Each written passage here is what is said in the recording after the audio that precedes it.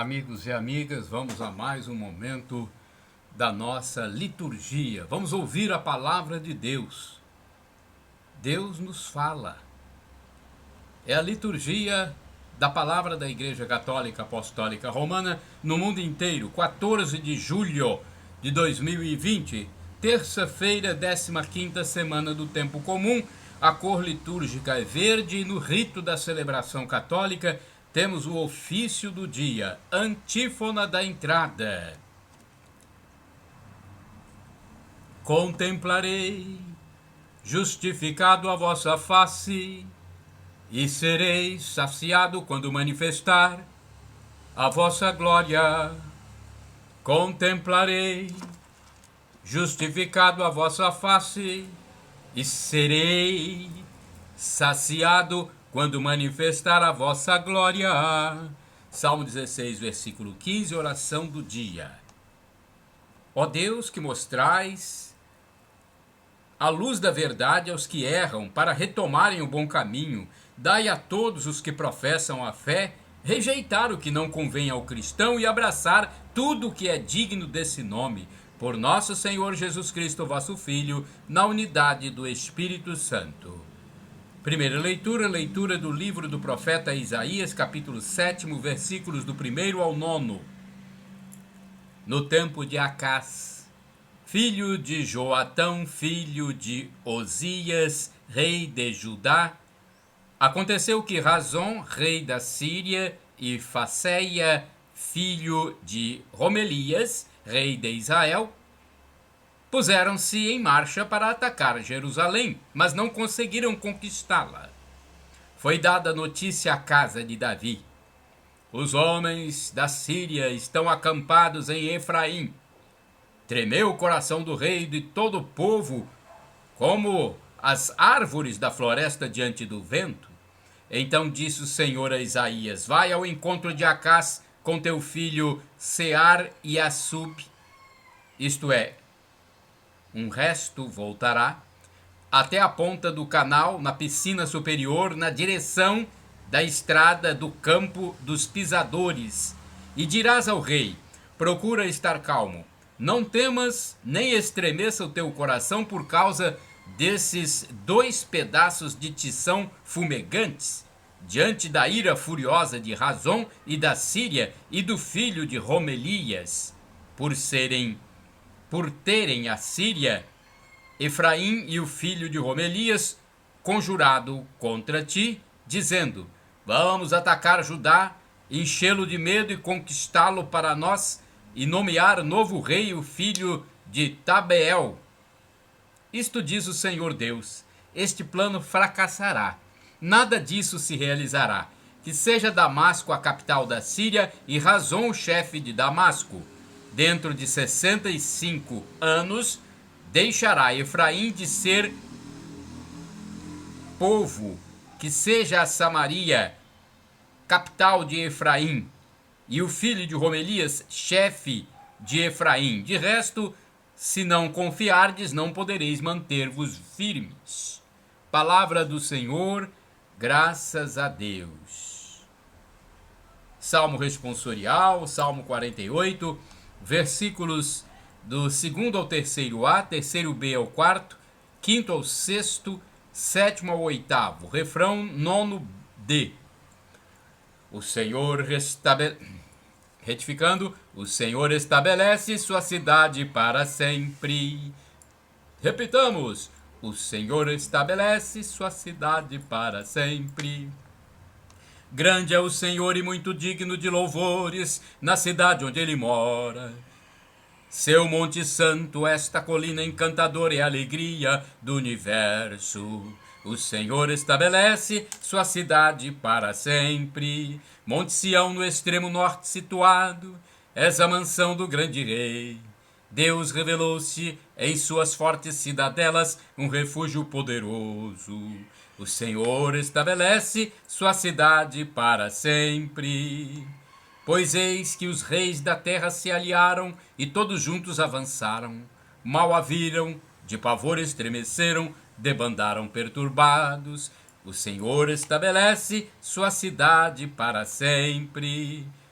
Como as dores da mulher sofrendo parto, uma angústia os invadiu, semelhante ao vento leste impetuoso que despedaça as naus de Tarsis. O Senhor estabelece sua cidade para sempre. Repitamos: o Senhor estabelece sua cidade para sempre. Aclamação ao Santo Evangelho. Aleluia, aleluia. Aleluia, aleluia. Aleluia, aleluia. Aleluia, aleluia. Oxalá ouvisseis hoje a voz. Retificando. Oxalá ouvisseis hoje a sua voz. Não fecheis os corações como em Meriba. Não fecheis os corações como em Meriba. Salmo 94, versículo 8. Aleluia, aleluia. Aleluia, aleluia. Aleluia, aleluia. Aleluia, aleluia. Evangelho de Jesus Cristo segundo São Mateus, capítulo 11, versículos de 20 a 24. O Senhor esteja convosco, Ele está no meio de nós. Proclamação do Evangelho de Jesus Cristo segundo São Mateus. Glória a vós, Senhor. Pelo sinal da Santa Cruz, livra-nos Deus, nosso Senhor, dos nossos inimigos. Naquele tempo, Jesus começou a censurar as cidades onde realizava a maior parte de seus milagres, porque não se tinham convertido. Ai de ti, Corazim! Ai de ti, Betsaida! Porque se os milagres que se realizaram no meio de vós tivessem sido feitos em Tiro e Sidônia, há muito tempo elas teriam feito penitência, vestindo-se de cilício e cobrindo-se de cinza. Pois bem, eu vos digo, no dia do julgamento, Tiro e Sidônia serão tratadas com menos dureza do que vós. E tu, Cafarnaum, acaso serás erguida até o céu? Não, serás jogada no inferno. Porque se os milagres que foram realizados no meio de ti tivessem sido feitos em Sodoma, ela existiria até hoje. Eu, porém, vos digo, no dia do juízo, Sodoma será tratada com menos dureza do que vós. Palavra da salvação, glória a vós, Senhor. Olha, palavras duras de Jesus, hein? Liturgia comentada é uma reflexão de Antônio Carlos Santini. Ai de ti, Mateus 11, versículos de 20 a 24.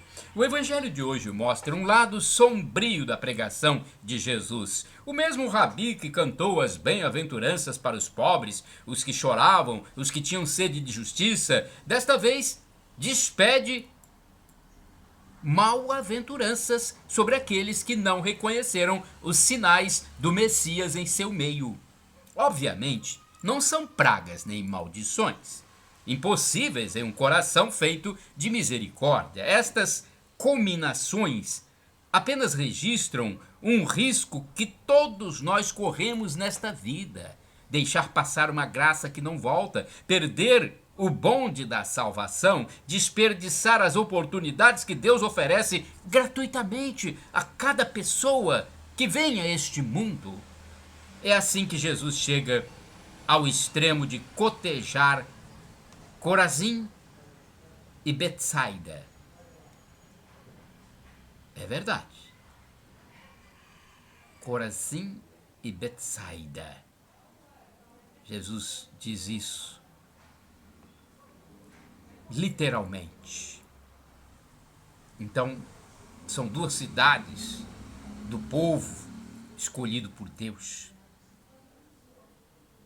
E Jesus então chega a essa comparação de Corazim e Betsaida com Tiro e Sidônia, duas cidades da Fenícia, região habitada por um povo idólatra e politeísta. E nesse paralelo, as cidades judaicas levam a pior, receberam a mais e não corresponderam aos excessos do amor de Deus. Esse tipo de pregação devia acender um profundo ódio entre os ouvintes da Galileia, pois os hebreus se sentiam superiores aos povos vizinhos e únicos destinatários da salvação. Em Tiro, por exemplo, conhecido porto e centro comercial, explorava-se um molusco marinho, o murex, para a produção da valiosa tintura de púrpura. Verdadeiras montanhas de carapaças desse molusco acumulavam-se na praia da região, exalando forte mau cheiro. Os judeus consideravam a região como impura e inabitável para um fiel.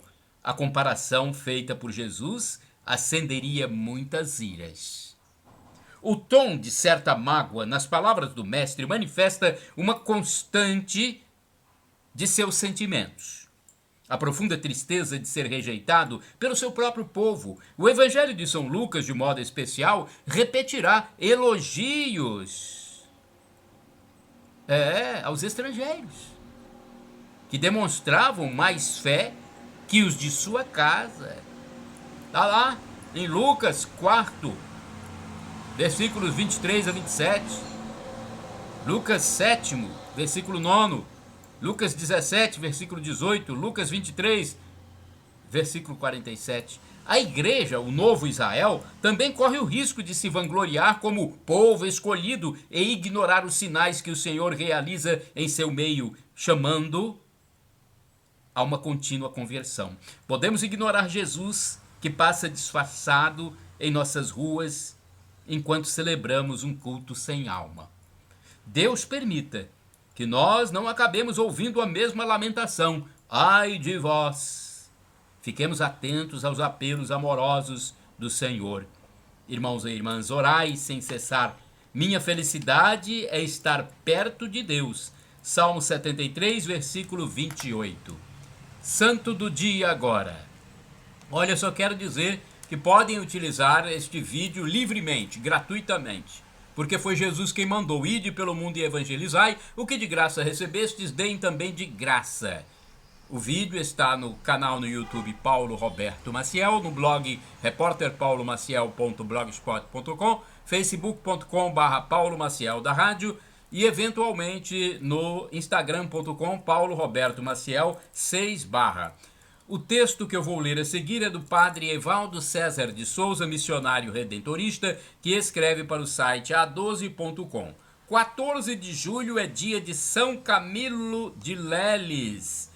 Camilo nasceu de pais já idosos no dia 25 de maio de 1550, no sul da Itália. Camilo não gostava de estudar, era rebelde. O pai de Camilo, apesar de seus problemas com o jogo de cartas, preocupou-se em educar o filho e o colocou na escola militar. O jovem, devido à sua grande estatura e físico atlético, era requisitado para os trabalhos braçais e nunca passou de soldado por falta de instrução.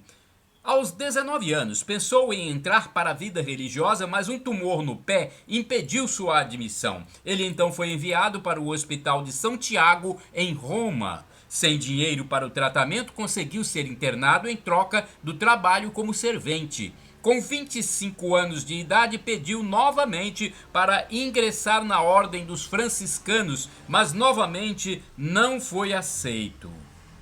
Camilo, já tocado pela graça, passa a cuidar de doentes como voluntário. Preferia assistir aos doentes mais repugnantes e terminais, abandonados à própria sorte. Neles, Camilo viu o próprio Cristo e por eles passou a viver. Em 1584, constituiu uma irmandade de voluntários para cuidar dos doentes pobres e miseráveis, depois intitulada Congregação dos Ministros dos Enfermos. Com a ajuda de Felipe Neri, estudou e vestiu o hábito negro com a cruz vermelha de sua própria ordem. Mesmo sofrendo terríveis dores nos pés, Camilo ia visitar a casa dos doentes e, quando necessário, chegava a carregá-los nas costas para o hospital. Nesta hora, agradecia a Deus a estatura física que lhe dera. Recebeu o dom da cura pelas palavras e orações, e os fiéis, ricos e pobres, procuravam sua ajuda.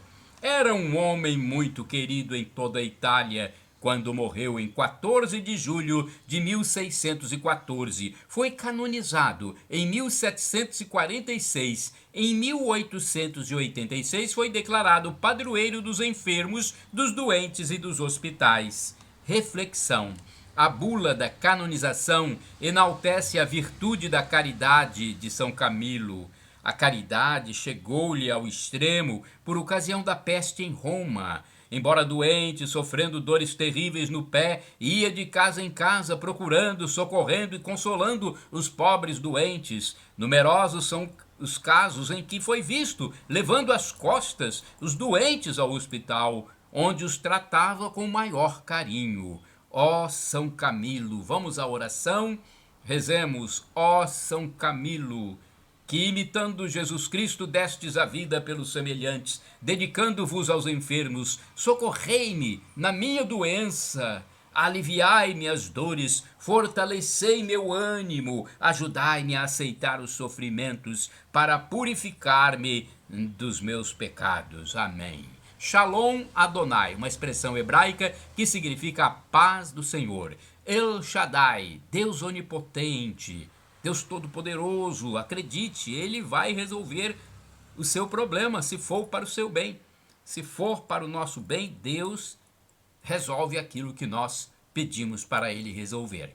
E uma expressão do aramaico, dialeto de Jesus, Maranatá, vinde, Senhor Jesus, é a tradução para o português. Foi o apóstolo Paulo, São Paulo, quem disse, vinde, Senhor Jesus. É a segunda vinda de Cristo Jesus, quando Ele nos julgará e vai ressuscitar os mortos para o julgamento também.